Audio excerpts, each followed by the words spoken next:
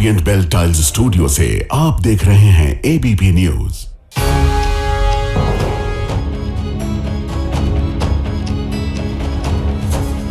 नमस्कार, मैं हूं प्रतिमा मिश्रा। आज दिन की बड़ी खबरों के साथ आइए शुरू करते हैं भारत की बात। शुरुआत उन खबरों से जिन पर विस्तार से हम करने वाले हैं चर्चा। नेपाल में आई बाढ़ अपने साथ भीषण बर्बादी लेकर आई है।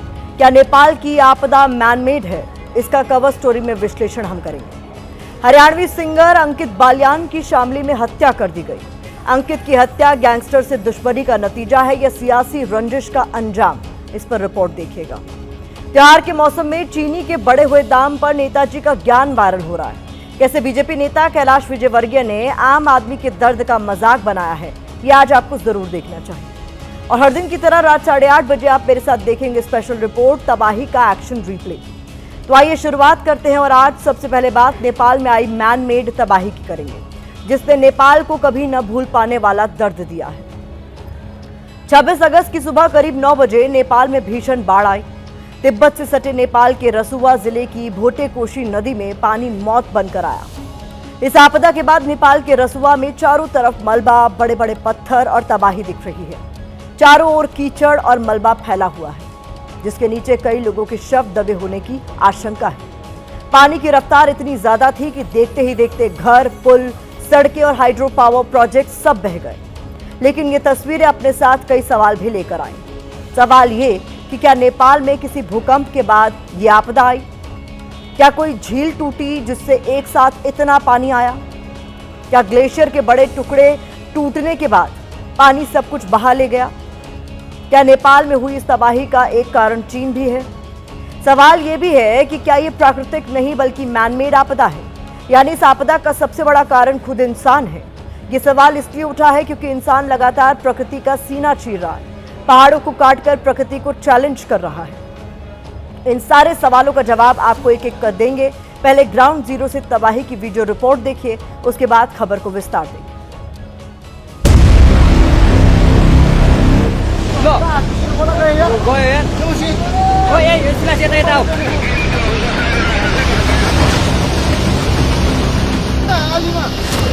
नेपाल की राजधानी काठमांडू से सिर्फ 45 किलोमीटर उत्तर में 23,733 फीट ऊंचे लांगटांग लिरुंग पर्वत पर एक बर्फ बम फटता है, जिसके बाद नेपाल में तबाही आ जाती है।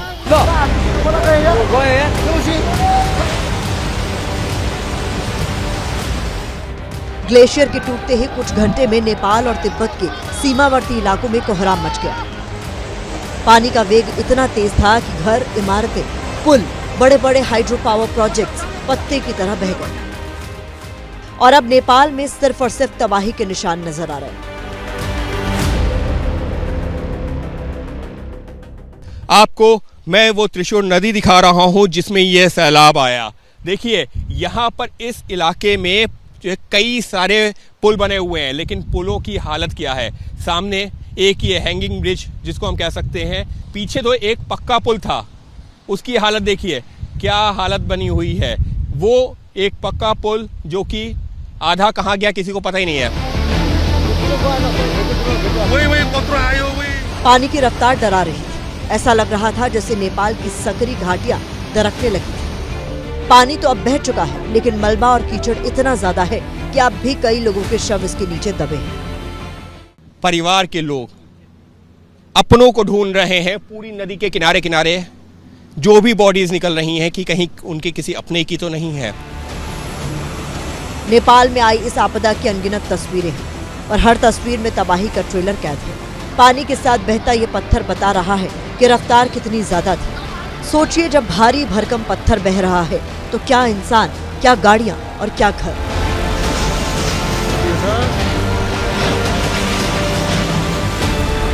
सैलाबी तबाही के बाद जगह जगह रास्ते बंद हैं। विनाशलीला तबाही के एपिसेंटर से 30 किलोमीटर दूर तक नजर आ रही है। सुबह 8 बजे आए, उसी के बाद से ही आप यहाँ पर हो। हाँ। आगे जाने नहीं दिया जा रहा है? नहीं दिया। क्या कहा जा रहा है? कब से हो यहाँ पर? रास्ता बंद है? बिहान सुबह 10 बजे दिए। हाँ। पूरा बंद है। सैलाबी आपदा से रसुवा और आसपास के इलाकों में 13 जल विद्युत परियोजनाएं प्रभावित हुई हैं। इनमें 8 चालू और 5 निर्माणाधीन परियोजनाएं शामिल हैं। बेट्रावती से रसुआगढ़ी सीमा चौकी तक जाने वाली सड़क का करीब 42 किलोमीटर हिस्सा बाढ़ में क्षतिग्रस्त है। सैलाब में कम से कम 32 बड़े पुल ध्वस्त हुए हैं। कई स्थानीय झूला पुल भी क्षतिग्रस्त हुए हैं। देखेंगे तो यहाँ पर एक लंबी कतार लगी हुई है, कई किलोमीटर की ऐसे ट्रक्स की कतार लगी हुई है, क्योंकि इनको जो है आगे जाने की अनुमति नहीं है। कई गांवों और बस्तियों का संपर्क टूट गया है, जिसकी वजह से रेस्क्यू टीमों को भी रेस्क्यू ऑपरेशन चलाने में दिक्कत हो रही है। इसके बावजूद नेपाल की आर्मी और एजेंसियां जिंदगी बचाओ अभियान पर हैं। नेपाल में कल बीती सुबह आई आपदा के बाद लगातार रेस्क्यू का जो काम है वो नेपाल आर्मी की तरफ से किया जा रहा है। इस तस्वीरों में देख सकते हैं कि जो हेलीकॉप्टर यहाँ पर जो अभी यहाँ पर लैंड किया है, ये त्रिशूली का आर्मी ट्रेनिंग कैंप है, जिसको एक तरीके से रेस्क्यू बेस के तौर पर यहाँ पर जो है वो इस्तेमाल किया जा रहा है। नेपाल के रसुवा का ये एरियल व्यू ये बताने के लिए काफी है कि जहाँ कल तक चहल पहल थी, जिंदगी सांस ले रही थी, वहाँ अब बस सन्नाटा है। न इंसान नजर आ रहा है, न कोई हलचल। ये बैरेनी का जो इलाका है, जहाँ पर दुकानों, घरों और जो भी यहाँ पर बिल्डिंग्स बनी हुई थी, सब में स्कूल्स हो, हॉस्पिटल हो, सब जगह कुछ इसी तरीके का मलबा जमा है। ये ना तो बाढ़ है, ना ही भूस्खलन। ऐसी तबाही है जिसे शब्दों में विनाशकारी कहना भी कम लगता है, क्योंकि ये मैन मेड आपदा है, जिसका सबसे बड़ा कारण खुद इंसान है। सवाल यह है कि नेपाल में ये तबाही आई कैसे? दरअसल सैटेलाइट तस्वीरों और एक्सपर्ट एनालिसिस से पता चला है कि इस आपदा की शुरुआत ग्लेशियर से जुड़े एक विशाल एवलांच से हुई। लांगटांग लिरुंग पर्वत पर 2000 फीट चौड़ा यानी आधा किलोमीटर से भी बड़ा ग्लेशियर का एक बड़ा हिस्सा अचानक टूटा था। ग्लेशियर का यह हिस्सा करीब 4000 फीट नीचे घाटी में गिरा। ग्लेशियर के टुकड़े के गिरने से लेंदे नदी का बहाव रुक गया और वहां एक अस्थायी झील बन गई। नदी का रास्ता बंद होने से पानी जमा होता गया और फिर अस्थायी झील भी टूट गई। इसी अस्थायी झील के टूटने से एक साथ पानी नीचे आया और रसुवा जिले में भारी तबाही हुई। इस तबाही का एक कारण भूकंप भी बताया जा रहा है, लेकिन इसमें कोई सच्चाई नहीं है। दरअसल जब ग्लेशियर का बड़ा हिस्सा टूटकर नीचे गिरा तो कंपन पैदा हुई। शुरुआत में सबको यही लगा कि भूकंप की वजह से ये तबाही आई है, लेकिन धरती में कंपन ग्लेशियर के टूटकर गिरने से हुआ था। कनाडा यूनिवर्सिटी ऑफ कैलगरी के भूवैज्ञानिक डॉक्टर डैनियल शुगर और स्कॉटलैंड की यूनिवर्सिटी ऑफ डंडी के वैज्ञानिक साइमन कुक ने भी इस तबाही का कारण ग्लेशियर का टूटना ही बताया है। यानी भूकंप वाली थ्योरी गलत है। इस पर हमने आज एक्सपर्ट से बात की, सुनिए उन्होंने क्या कहा। वहाँ पर जो मेन कॉज है इसका, जो बाढ़ आने का, तिब्बत के पहाड़ी इलाके में एक ग्लेशियर लेक है, बेसिकली वो अचानक फट गई और जिसके कारण भारी मात्रा में पानी नेपाल की नदियों में बह निकला। तो ये और लैंड एवलांच हुआ वहाँ पर और बर्फ के बड़ा हिस्सा जो था वो उसके गिरने से नदी का जो प्रवाह था वो रुक गया और उससे उसे कहते हैं अस्थायी झील बन गई वहाँ पर, और जिसके टूटने से जो बाढ़ का कारण बनी। कोई भी आपदा बड़ी ख़ास होती है, उसके बहुत सारे रीज़न होते हैं। आसपास की जो क्लाइमेटिक सेटिंग है या आसपास की जो टोपोग्राफिक सेटिंग है वो कैसी है। ये आपदा जो है वो हम कह सकते हैं कि थोड़ा बहुत जो है वो जो चमोली आपदा हुई थी 2021 फरवरी में, ये लगभग उस तरह की आपदा है जहाँ पे कुछ ग्लेशियर और रॉक मास जो है वो एक पीक से नीचे गिर के जिसने एक फ्लड इनिशिएट किया और फिर वो बाद में रिवर भी ब्लॉक किया है। नेपाल के दर्द को शब्दों में बयान नहीं किया जा सकता। तबाही इतनी बड़ी है कि इससे उबरने में नेपाल को कई साल लग जाएंगे। अब तक इस आपदा में 359 लोगों की मौत की पुष्टि हो चुकी है। लापता लोगों का आंकड़ा 826 से ज्यादा का है। करीब 288 भारतीय पर्यटक भी लापता बताए जा रहे हैं। अलग अलग जगहों पर फंसे 123 लोगों को बचाया गया है, जिनमें 94 नेपाली और 29 विदेशी नागरिक हैं। जिस जगह पर यह आपदा आई है वो बेहद सेंसिटिव जोन है। यहाँ पहले भी प्राकृतिक आपदा आती रही है, लेकिन इस बार की आपदा पिछली आपदाओं से बड़ी थी। इससे पहले 1981 में झांगजांगबो में झील फटने से भोटेकोशी में बाढ़ का पानी आया था, जिससे फ्रेंडशिप ब्रिज, सड़कें, जल विद्युत परियोजना और घर बह गए थे। जुलाई 2025 में इसी लेंदे भोटेकोशी क्षेत्र में तिब्बत की हिमनदी झील फटने से बाढ़ आई थी। उस वक्त भी तबाही हुई थी। भारत की नहीं बल्कि नेपाल के पहाड़ों में भी विकास के नाम पर अंधाधुंध काम चल रहा है। बड़ी संख्या में पेड़ काटे जा रहे हैं। इंसान नदियों के रास्ते पर भी कब्जा कर रहा है। नेपाल में आई तबाही की ये तस्वीरें प्रकृति से टकराने का ही नतीजा लग रही हैं। इस पर हमने पर्यावरणविद से बात की, सुनिए उन्होंने क्या कहा। नेपाल त्रासदी के अगर हम मूल कारण में जाएंगे तो हम पाएंगे कि अनियोजित विकास और मानव केंद्रित जलवायु परिवर्तन ही वो कारण है जिसने नेपाल में इतनी भयानक तबाही मचाई। बहुत ज्यादा पानी जमा जो हुआ है वो जमा हुआ ही है मानव केंद्रित जलवायु परिवर्तन के कारण। बहुत सारी ग्लेशियर लेक हैं जिन्होंने पहले भी नेपाल में तबाही मचाई थी, जो हिमालय में बन चुकी हैं। लगभग 25 से 30 हजार ऐसी झीलें बनी हुई हैं जो कभी भी खतरे के रूप में, एक त्रासदी के रूप में हम पे टूट सकती हैं। नेपाल की इस तबाही के बीच एक शब्द आज दिन भर ट्रेंड होता रहा। वो शब्द है ग्लॉफ, यानी ग्लेशियल लेक आउटबर्स्ट फ्लड। इसको लेकर हमने रिसर्च की तो पता चला जब ऊंचे पर्वतीय इलाकों में ग्लेशियर धीरे धीरे पिघलते हैं और पीछे हटते हैं तो वो अपने साथ भारी मात्रा में मिट्टी, बड़े पत्थर और चट्टानी मलबा बहाकर लाते हैं। ये मलबा ग्लेशियर के सबसे निचले सिरे पर जमा होता जाता है। प्राकृतिक रूप से जमा हुए इस मलबे और पत्थरों की दीवार को वैज्ञानिक भाषा में मोरेन कहते हैं। यही मोरेन दीवार ग्लेशियर से पिघलकर आने वाले पानी को रोक लेती है, जिससे उसके पीछे एक विशाल ग्लेशियर झील बन जाती है। जब किसी कारण से कमजोर मोरेन दीवार टूटती है तो झील में भरा लाखों करोड़ों लीटर पानी कुछ ही मिनटों में तेजी से नीचे की ओर आता है और इसी घटना को ग्लॉफ कहा जाता है। नेपाल की आपदा न तो भूकंप के बाद आई, न फ्लैश फ्लड की वजह से आई। जिस वक्त आपदा आई उस वक्त मौसम साफ था, बारिश भी नहीं हो रही थी। इसका एक ही कारण था और वो था ग्लेशियर का टूटना। हालांकि नेपाल की मीडिया में इसके लिए चीन को जिम्मेदार बताया जा रहा है। नेपाल के कुछ पत्रकार कह रहे हैं कि चीन ने समय रहते इसकी जानकारी नहीं दी थी, जिससे नेपाल को संभलने तक का मौका नहीं मिला। लेकिन सच्चाई ये है कि चीन की तरफ भी नुकसान हुआ है।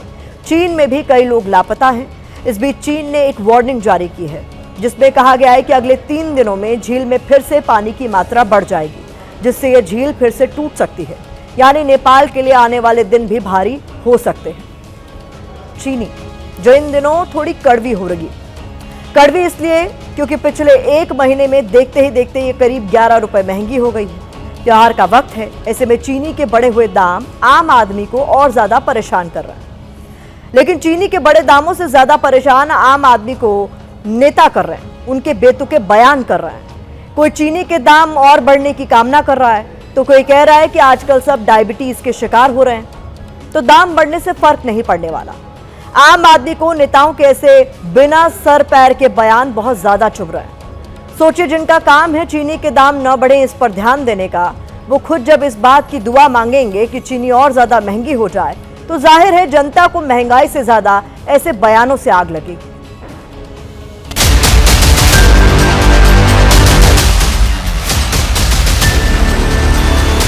तो आजकल 90% लोग मीठा खाना पसंद नहीं करते। मैं आपको बता दूं, मैं तो खाता ही नहीं हूँ। अच्छा, मैं तो कहता हूँ खूब महंगी हो जाए।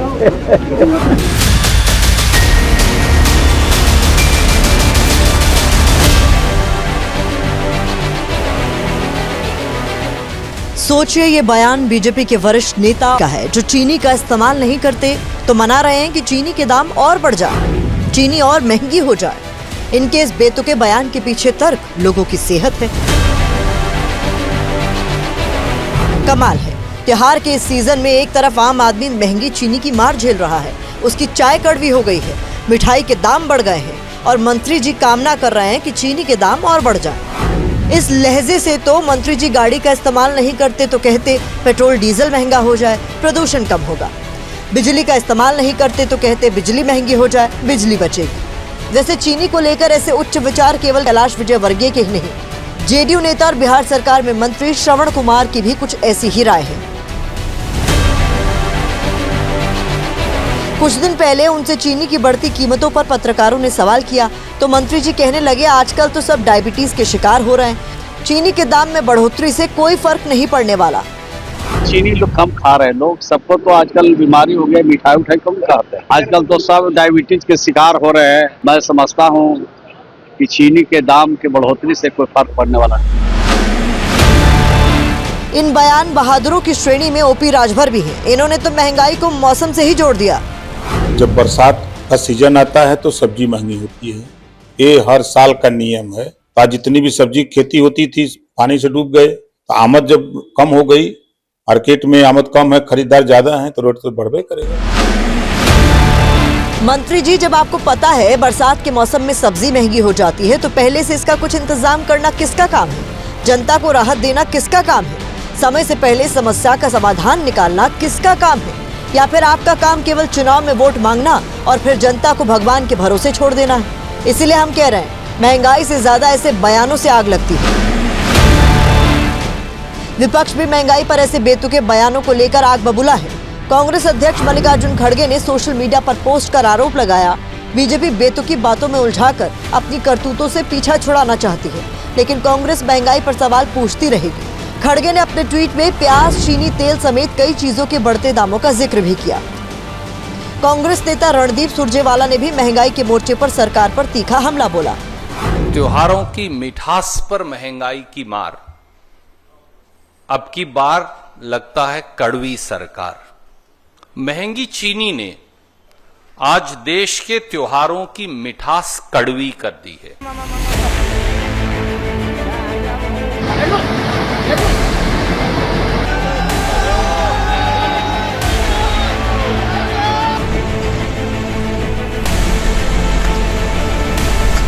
एक सामने पुल है, वो पुल जो है पूरी तरीके से टूट चुका है। ये रोड के इस पार से उस पार जाने का साधन था।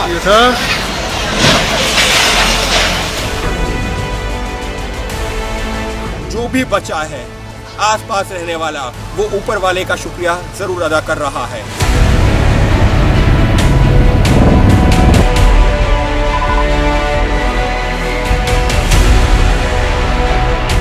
खिड़कियां तो आपको दिख रही हैं, लेकिन दरवाजे और बाकी हिस्सा मलबे में दबा हुआ है। ताल पूरा में खोलेगा हुँदा, अझै पनि ताल पूरा में खोलेगा हुँदा।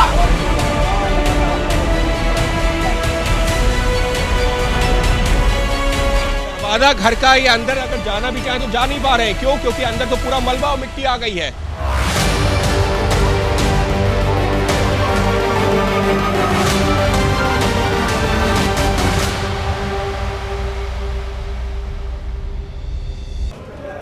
तबाही का एक्शन रिप्ले।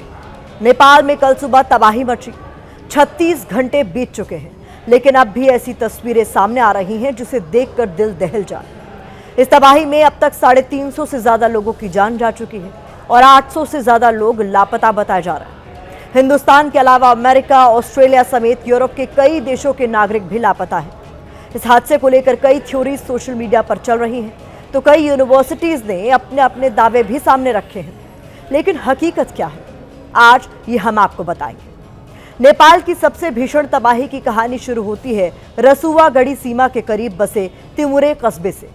चीन सीमा से सटा ये छोटा सा इलाका बाढ़ की पहली और सबसे बड़ी चपेट में आया। भोटेकोशी नदी में अचानक आए पानी और मलबे ने हजारों परिवारों की जिंदगी हमेशा के लिए बदल कर रख दी। यहां से सैलाब आगे बढ़ा और भोटेकोशी से त्रिशूली नदी के रास्ते नुवाकोट और धादिंग तक पहुंचा। नुवाकोट में हाइड्रो प्रोजेक्ट और पुल बहे। बड़ी तस्वीर यह है कि नेपाल के इंफ्रास्ट्रक्चर पर कुदरत की ये चोट सालों तक याद रखी जाएगी। शुरुआत उस लम्हे से जब नेपाल में जिंदगी सामान्य थी और कुछ ही मिनटों में सब कुछ तबाह हो गया।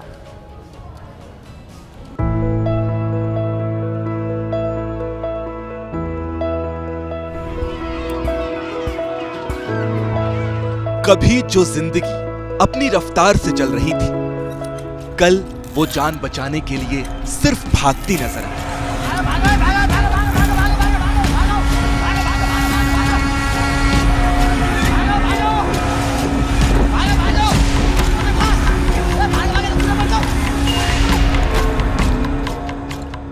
हर तरफ बस एक ही मंजर, जान बचाने की जद्दोजहद।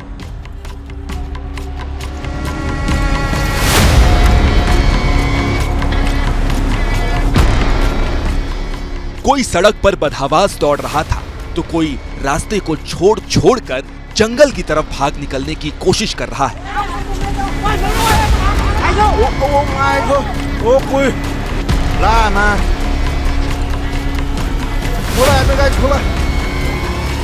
ओ माय गॉड भाग अरे भाग कटाओ भाग।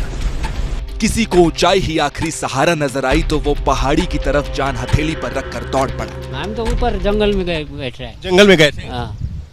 अगर नहीं जाते तो पूरा उधर इंडिया जाता है हम लोग, पानी के साथ में ही पता भी नहीं चलता। पता भी किधर गया हम लोग को क्या मालूम पड़ता है।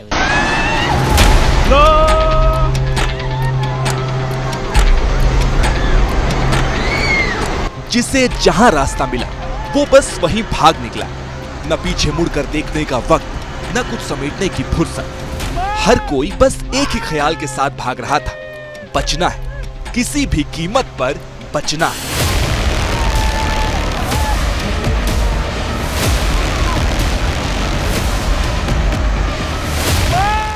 आप तो यहीं थे। पानी कितनी तेजी से आया, क्या आवाज आ रही थी, क्या हो रहा था? ओकरे के बाद वहाँ से ऊपर से पानी आ गया ना, वो सारा टैंकर टिप और सारा कुछ वो आदमी के लाश। अगर आप लोग यहाँ से पहाड़ी पे नहीं गए होते तो क्या होगा? मर जाएगा। इतना तेज पानी था। इतना तेज पानी। लेकिन इस अंधी दौड़ में हर किसी की किस्मत साथ नहीं दे सकी। कई ऐसे रहे जो चंद कदमों की दूरी पर ही सैलाब की चपेट में आ गए, और वो दूरी उनके लिए जिंदगी और मौत के बीच का फासला बन गई।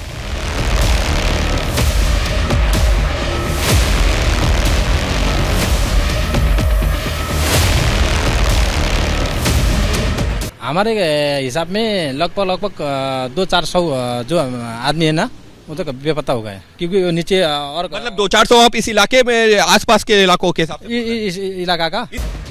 इंसानों के इस संघर्ष के बीच सैलाब का कहर हर उस चीज पर टूटा जो उसके रास्ते में आई।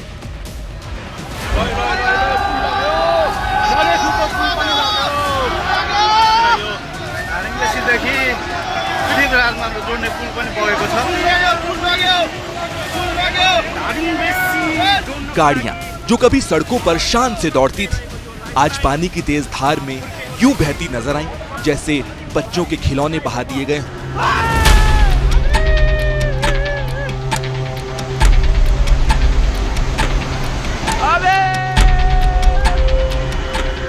कोई गाड़ी उलटती दिखी तो कोई पानी में डूबते उतरते हुए बेबस। किसी को बचाने वाला भी उस वक्त कोई नहीं था।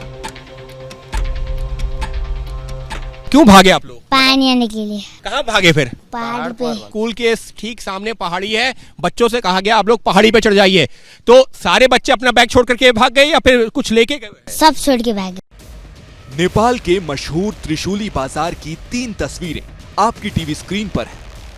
3 दिन पहले त्रिशूली बाजार कुछ ऐसा दिखता था। शहर में चहल पहल थी। नेपाल के नुवाकोट जिले में त्रिशूली नदी के किनारे बसा ये ऐतिहासिक बाजार कभी संगू बाजार के नाम से जाना जाता था, जो काठमांडू और तिब्बत के बीच व्यापार का अहम पड़ाव हुआ करता था।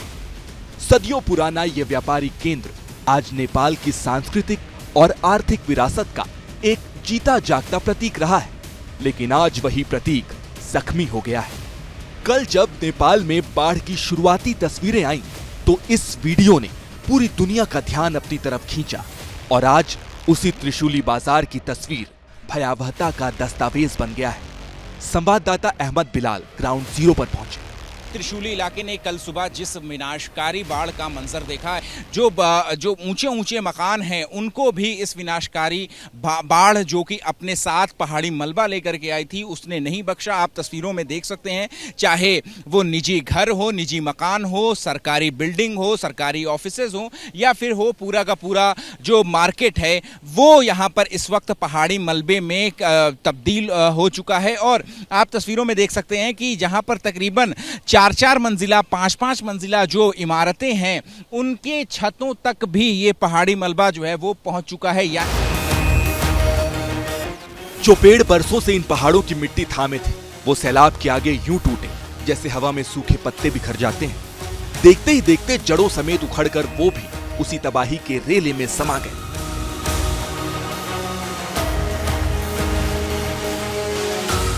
और जो पुल कभी 2 किनारों को जोड़ने का भरोसा हुआ करता था, वो आज पानी के थपेड़ों से यूं झूल रहे थे जैसे किसी बच्चे का झूला हवा में डोल रहा। कुछ पल पहले तक जो रास्ता था, अब सिर्फ खतरे की निशानी बनकर रह गया।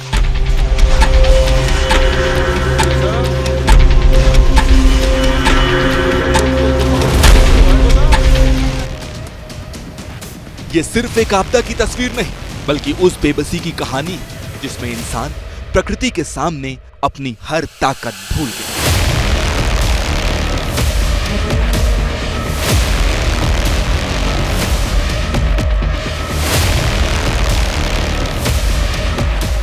जो आशियाना बनाया, अब उसमें भीतर जाना मुश्किल हो गया है। ऐसा लग रहा है जैसे कुदरत ने लॉक लगा दिया हो।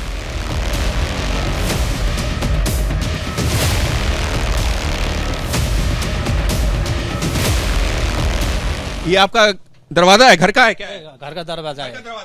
खोलिए, क्या हुआ?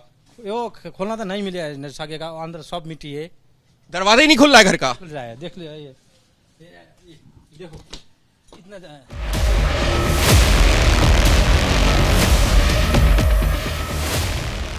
बेत्रावती से रसुवागढ़ी सीमा चौकी तक जाने वाली करीब 42 किलोमीटर सड़क और उस पर बने कई पुल भी बाढ़ में पूरी तरह बह गए। इसमें जब सैलाब आया तो बीच में जितने गांव थे, जितने पुल थे, सब बहते चले गए। एक ऐसा ही पुल, ललित अगर हम पुल पे फोकस कर पाए तो देखिए, एक सामने पुल है, वो पुल जो है पूरी तरीके से टूट चुका। पूरे जो इलाके में करीबन 40 से 45 पुलों को नुकसान हुआ है और उन्हीं में से ये एक पुल है। तबाही की ऐसी खौफनाक तस्वीर शायद आपने पहले नहीं देखी होगी। प्रलय की तेज धारा ऐसी है कि विशालकाय पत्थर भी यूं बहता नजर आया मानो कंकड़ की कोई हैसियत ही ना हो। सैलाब का वेग इतना प्रचंड था कि टनों वजनी चट्टान भी उसके आगे बेबस होकर धारा के साथ लुढ़कती चली गई। किस तरीके से जो सैलाब आया है उसके साथ में यहाँ पर जब हमने लोगों से बातचीत की है, ये पत्थर इसमें से कई सारे ऐसे जो यहाँ थे नहीं। ललित थोड़ा सा और आगे आइए, अगर हम यहाँ से दिखा सके वो देखिए, और जो बड़े बड़े पत्थर जो बह करके आए हैं वो उस मलबे के साथ में, सैलाब के साथ में आए हैं। और अब आलम ये है कि अपनों की तलाश के लिए लोग मलबे में भटक रहे हैं। सामने आपको कुछ लोग नजर आ रहे हैं। पहले हमको लगा कि शायद ये लोग वहाँ पर लकड़ी और जो बाकी सामान है उसको लेने गए हैं, क्योंकि कई लोग ऐसे भी थे। लेकिन अभी जब यहाँ पर पहुंचे हैं तो हमको कुछ और पता चल रहा है। ये बताइए, वो लोग वहाँ पर क्यों गए हुए हैं? लाश निकालने गए। लाश निकालने गए हैं। कोई भी नहीं चाहेगा कि उसको इस तरीके का मंजर देखना पड़े, जहाँ पर परिवार के लोग अपनों को ढूंढ रहे हैं पूरी नदी के किनारे किनारे। नेपाल साल के सबसे बड़े संकट से गुजर रहा है। तूफान गुजर चुका है, लेकिन इससे उबरने में वर्षों लगेंगे। अब सबके मन में यही सवाल है कि आखिर यही क्यों? इंसानी बस्तियों पर कुदरत का ऐसा आक्रमण क्यों?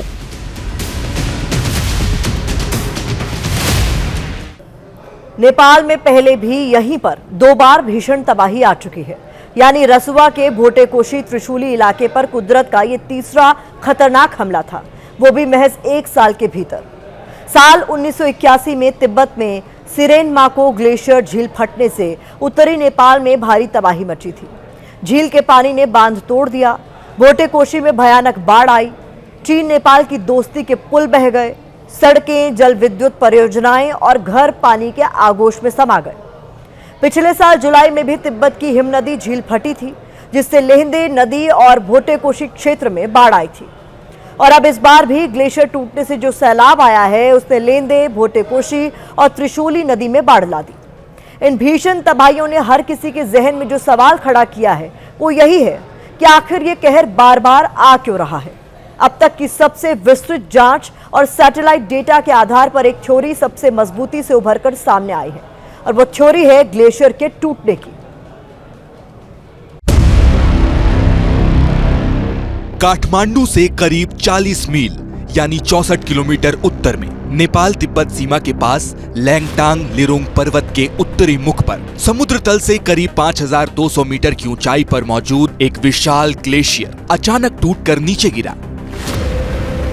बर्फ का यह हिस्सा करीब 2000 फीट यानी करीब 600 मीटर चौड़ा था। आसान भाषा में समझें तो आधे किलोमीटर से भी ज्यादा ये बर्फ समुद्र तल से 17,000 फीट की ऊंचाई से टूटकर लगभग 4,000 फीट यानी करीब 1200 मीटर नीचे घाटी में जा गिरी। और इस टक्कर की ताकत का अंदाजा इसी बात से लगाइए क्योंकि दुनिया भर के भूकंपीय उपकरणों ने इसे भूकंप जैसा झटका मानकर रिकॉर्ड कर लिया। अमेरिकी भूगर्भीय सर्वे यानी USGS ने शुरुआत में इस इलाके में 4.4 तीव्रता का भूकंप दर्ज होने की जानकारी दी थी, लेकिन बाद में जांच में साफ हुआ कि वहां असल में कोई भूकंप नहीं आया था, बल्कि ग्लेशियर के टूटकर गिरने और घाटी से टकराने की ताकत इतनी ज्यादा थी कि उसने 5.2 तीव्रता के भूकंप जैसी कंपन पैदा कर दी।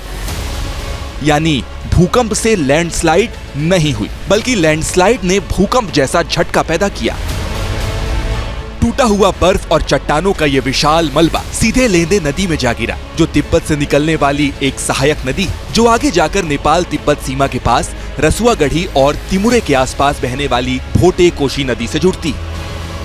लैंड एवलांच हुआ वहां पर, और बर्फ के बड़ा हिस्सा जो था वो उसके गिरने से नदी का जो प्रवाह था वो रुक गया, और उससे उसे कहते हैं अस्थायी झील बन गई वहां पर, और जिसके टूटने से जो बाढ़ का कारण बनी और जो हैवी और तेज फ्लो हुआ। यानी मलबे ने नदी को अस्थायी रूप से बांध की तरह रोक दिया, और जब ये अस्थायी बांध टूटा तो पानी, कीचड़, चट्टानों और मलबे की एक विशाल लहर नीचे की ओर दौड़ पड़ी। रास्ते में इस मलबे ने और पानी और मिट्टी को भी अपने साथ मिला लिया, जिससे कुछ ही मिनटों में एक विशाल फ्लैश फ्लड वेव तैयार हो गई। मलबा नदी में पहुंचने के बाद जल स्तर सिर्फ 30 मिनट में 7 से 9 मीटर तक बढ़ गया, जिससे तबाही तेजी से फैली।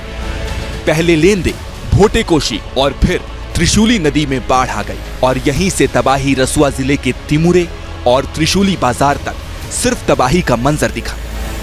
जब ये जल सुनामी वहां से गुजरी तो उसने अपने मार्ग में सब कुछ तबाह कर दिया। पानी जो है वो बीच में रुक गया था मलबे की वजह से, तो पानी की जो दीवार उसके बाद उत्पन्न हुई वो लगभग 50 फीट की थी, जिसके सामने कुछ नहीं टिक पाया। यही पानी आगे बढ़ते हुए त्रिशूली नदी के जरिए नुवाकोट और धादिंग जैसे निचले जिलों तक जा पहुंचा, जहां नदी किनारे बसे इलाके इस अचानक आई बाढ़ की चपेट में आ गए। सबसे हैरान करने वाली बात यह है कि इस तबाही के आने से पहले इस इलाके में भारी बारिश भी नहीं हुई थी। इस वजह से भारी बारिश को इस तबाही की सबसे बड़ी वजह नहीं माना जा सकता। हालांकि वैज्ञानिकों का ये जरूर कहना है कि मॉनसून के मौसम में जमीन में और मिट्टी में नमी मौजूद होती है, और मुमकिन है कि इसकी वजह से मलबे को तेजी से आगे बढ़ने में मदद मिली हो। इसरो के नेशनल रिमोट सेंसिंग सेंटर ने सैटेलाइट तस्वीरों के जरिए भी 3 स्टेज में ग्लेशियर टूटने, नदी में रुकावट और फिर पानी के दबाव न झेल पाने पर विनाशकारी बाढ़ की तस्वीर दिखाई है। अब सवाल ये उठता है कि आखिर ग्लेशियर टूटा क्यों? इसके पीछे एक बड़ी वजह है बदलता मौसम और बढ़ता तापमान। पहले ऊंचाई पर मौजूद ग्लेशियर कमजोर पड़ा, फिर उसका बड़ा हिस्सा टूटकर हजारों फीट नीचे गिरा। टकराव से भूकंप जैसी कंपन पैदा हुई, बर्फ और चट्टानें मलबे में बदली, नदी में जा मिली, और चंद मिनटों में एक ऐसा विशाल फ्लैश फ्लड तैयार हो गया जिसने रास्ते में आने वाले हर बाजार, हर बस्ती और हर बुनियादी ढांचे को अपने साथ बहा दिया। ग्लेशियर लेक्स, ऐसी बहुत सारी ग्लेशियर लेक हैं जिन्होंने पहले भी नेपाल में तबाही मचाई थी, जो हिमालय में बन चुकी हैं। लगभग 25 से 30 हजार ऐसी झीलें बनी हुई हैं जो कभी भी खतरे के रूप में, एक त्रासदी के रूप में हम पे टूट सकती हैं। सबसे बड़ा खतरा अभी खत्म नहीं हुआ है।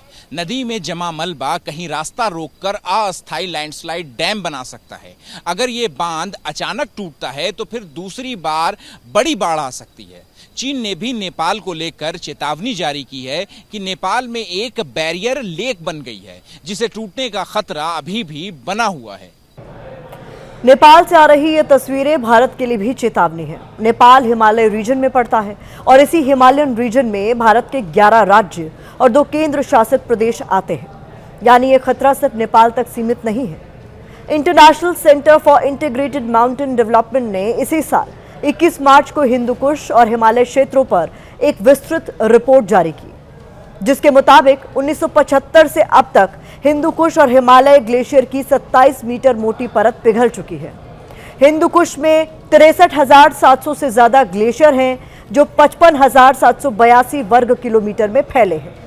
इन ग्लेशियर का 78% इलाका 4500 मीटर से 6000 मीटर के बीच है, जिस पर ग्लोबल वार्मिंग का बहुत असर पड़ा है। नेपाल हादसे में जो ग्लेशियर टूटा वो 5100 मीटर की ऊंचाई पर था। 1990 से 2020 के बीच हिंदू कुश ग्लेशियर्स का 12% इलाका और 9% बर्फ खत्म हो चुकी है।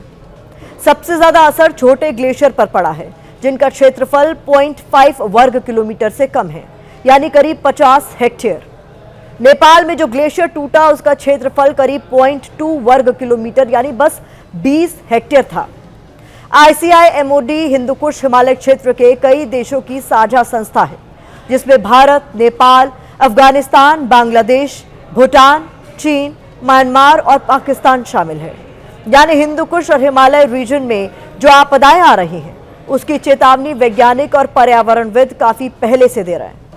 नेपाल की तस्वीरों ने 5 साल पुराने उत्तराखंड के चमोली में हुए हादसे की यादें भी ताजा कर दी। और नेपाल त्रासदी पर ताजा अपडेट यह है कि अब तक 290 भारतीयों का पता नहीं लग पाया है। ऐसे वक्त में जब नेपाल मुसीबत में है, भारत ने भी मदद का हाथ आगे बढ़ाया है। भारतीय वायुसेना के विमान के जरिए 10 टन राहत सामग्री भेजी गई है, जिसमें दवाइयां, टेंट, कंबल, सोलर लैंप और खाने का सामान शामिल है। पीएम मोदी ने नेपाल के प्रधानमंत्री को हर संभव मदद का भरोसा दिया है। इसी के साथ भारत की बात में मुझे दीजिए इजाजत। कल रात 8 बजे आप सभी से फिर होगी मुलाकात।